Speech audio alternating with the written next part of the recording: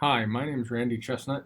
I'm a professor of neurotrauma, neurosurgery at Harborview Medical Center in Seattle, Washington, at the University of Washington. And this is the second of three lecture series on the implications of the BEST TRIP trial, trying to focus on those implications of that study that were sort of lost in the Sturm and Drang brought up by whether or not it had influence on how many people should be monitored. I'm going to talk about some of the other implications. In the prior talk, part one, we discussed why the BEST TRIP trial might have had the results it did based on the relatively small proportion of patients presenting with severe traumatic brain injury, GCS 8 or less, who actually have intracranial hypertension, the treatment for which will improve their outcome.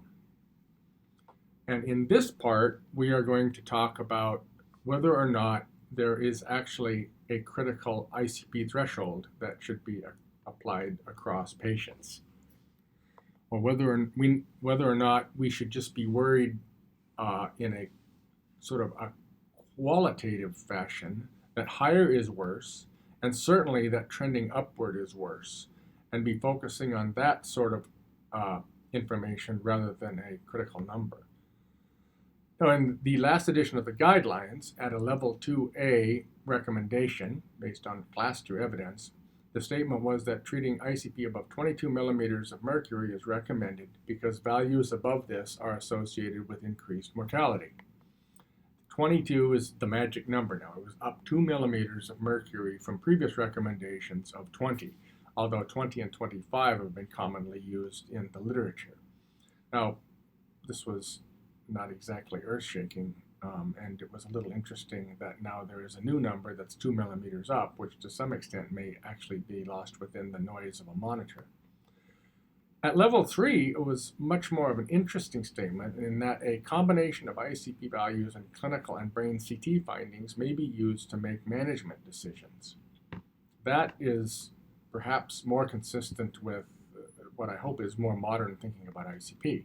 The study that actually supported the level 2A study was out of Cambridge, and it was not a study that was specifically well controlled for determining ICP value based on specific pathologies. It was just looking at global ICP. It was fairly sophisticated in terms of its analysis, and it suggested that the peak of correlation between mortality and ICP by chi-square analysis in sequential steps of 1 was 22 millimeters of mercury, and that's where that number came from, 22. Now, there is one problem, though, that completely influences in a very negative fashion all ICP threshold studies, and that is there are no natural history studies. In all modern studies of intracranial pressure threshold, the data set that is used to determine what the toxic threshold is gleaned from patients who are actively being treated at a threshold, whether that's 20, 22, or 25. It is not a natural history study. It is highly confounded by the treatment. And that, I think, needs to be kept in mind when we interpret these data. Because indeed, if ICP is being treated at a threshold, you have to ask, why is ICP greater than a certain threshold bad? Is it because high ICP is bad for you? Now, no one really doubts that high ICP is associated with worse outcome. But it could be under these conditions in a purely logical fashion. It could be because ICP is bad for you, or it could also be because the treatment for high ICP is bad for you. And barbiturate coma and decompressive craniectomy all have significant complications. So actually, logically, you can't rule these out, and it's probably a combination of the two, which again, since we don't have natural history studies, confounds any study of threshold. The truth is, are we studying the correlation of ICP to outcome, which is what we think we're studying, or what's contained in most publications, or are actually studying the correlation of the resistance of ICP to treatment to outcome? And I think it's really that latter. that once you go above a certain threshold, the more treatment you're having to pile on to get ICP under control, that actually represents the degree of resistance of the intracranial hypertension to management. That is not simply a correlation of a number with outcome. And that whole concept is completely different. And I think that not containing that in the analysis is a fallacy of most of these studies. Now, it's interesting that the level 3 data that the guidelines presented to support that level 3 statement was a study by Chambers, actually a relatively old study, where they looked at a prospective series of patients using ROC curve, receiver operating curves, a fairly powerful method. And interestingly, what they found was that the sensitivity for ICP and mortality was only 61% at 30 millimeters of mercury, much higher than 20 or 22. It only contains 60% of the variability. The ICP cutoff for all patients was 35 millimeters of mercury, but it ranged from 22 to 36 for different CT classifications, which in the terms of our current trend toward thinking of targeted therapy and precision medicine makes actually a lot more sense that different diseases might have different thresholds. The statement in the guidelines actually is that it may be inappropriate to set a single target ICP, as higher values may be tolerated in certain CT classifications. And that is probably the most significant statement in that whole section in the guidelines. But unfortunately, it doesn't tell you what to do. It says may be inappropriate to set a single target ICP, but now you have to figure out what to do in an individual patient, which actually we're going to address in the next talk. There was an interesting study a number of years ago by Smith where they were looking simply at mannitol regimens. Should you give mannitol every X hours or should you just treat ICP spikes? And it was a randomized trial of 80 patients, way too small to be powerful, but they had an interesting treatment regimen. If for ICP spikes, they were given a 3/4 gram per kilogram bolus for over 25. For treatment not based on ICP, they were given a 1/4 gram per kilogram bolus every 2 hours, or for neurologic worsening, but it was not based on ICP monitoring, although both groups had ICP monitors. They found no difference in outcome in either group, the ICP-based treatment or the scheduled treatment. When you look at the mean highest ICP value in the two groups, interestingly, the ICP-based treatment had higher mean highest ICPs. Both of them showed a higher ICP in the dead patients than the alive patients, although if you look on the abscissa, actually the ordinate, here you'll notice that the low number here is 25, so the alive were probably running about 28 to 30, and the dead were running closer to 50. But notice that the ICP-based group had higher mean highest ICPs.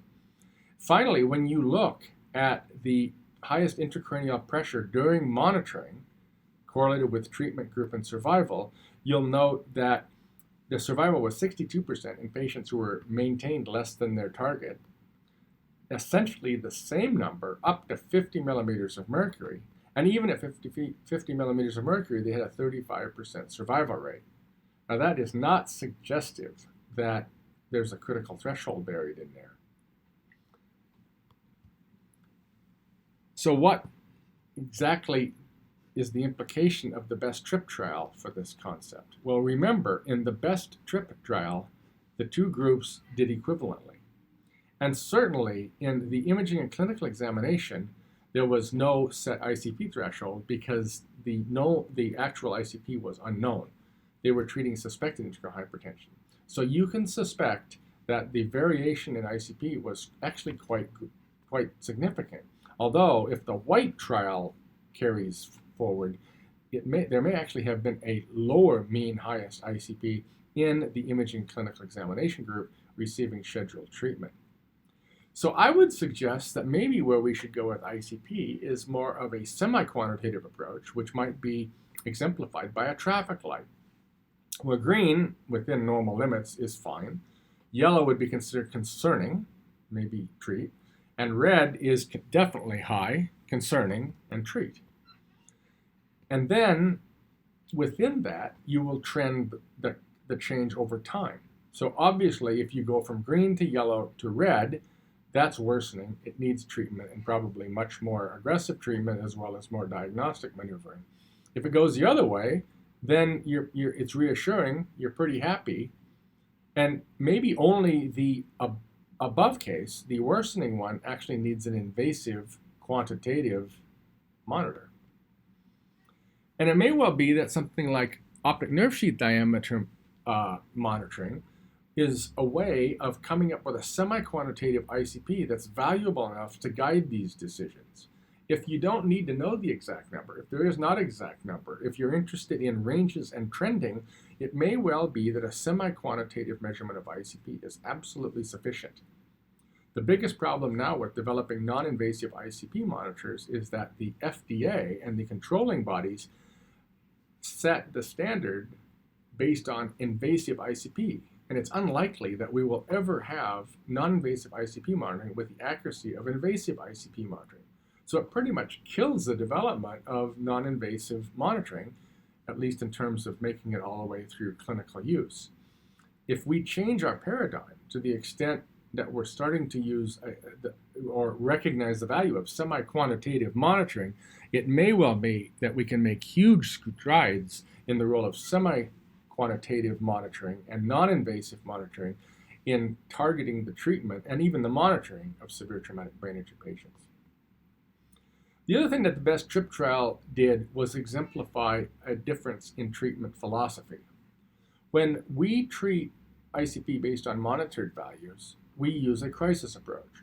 We do essentially nothing till the ICP goes over a threshold. At that point, we get quite aggressive. And if you look at treatment practices, in general, when ICP goes up and needs treatment, people don't apply a single treatment, they apply more than one. For instance, they may give a dose of hypertonics and increase the sedation and maybe start to cool. It's very frequent. It's actually rather infrequent, to be honest, that only one agent is given. And after that, we crush the ICP, and often it goes down to a rather low value, at which point we back off and aren't worried until it happens again. In the BEST TRIP trial, in the non-monitored group, we were treating suspected intracranial hypertension. We did not have quantitative instantaneous ICP, and so treatment was scheduled. And as we saw in the white paper, that is not relevant to the instantaneous ICP value. But it's a totally different philosophical approach. It's much more of a tranquility approach. And in the white paper, it suggested that the overall mean highest ICP might actually be lower under such conditions. It doesn't mean that you can't use this with monitored intracranial hypertension. Maybe the value of monitored intracranial pressure is to show who is sick and who needs a tranquility approach. But all I'm trying to say here is that one of the things when you have success with non-quantitative instantaneous ICP monitoring, you need to reconsider the approach, the philosophy, and the necessity of having a critical threshold when treating intracranial pressure. It may well be that at least as suggested by the white paper, that the tranquility approach might be a very reasonable method of management or a philosophy of management, even when you have an ICP monitor. That ends the second part of this three-part series. In the third, the talk will address what do you do with ICP of 25 or a slightly elevated ICP in an individual patient. In other words, when you're looking at an individual patient, are there ways of thinking about ICP so you can target the intracranial pressure treatment threshold to an individual patient? Thank you very much.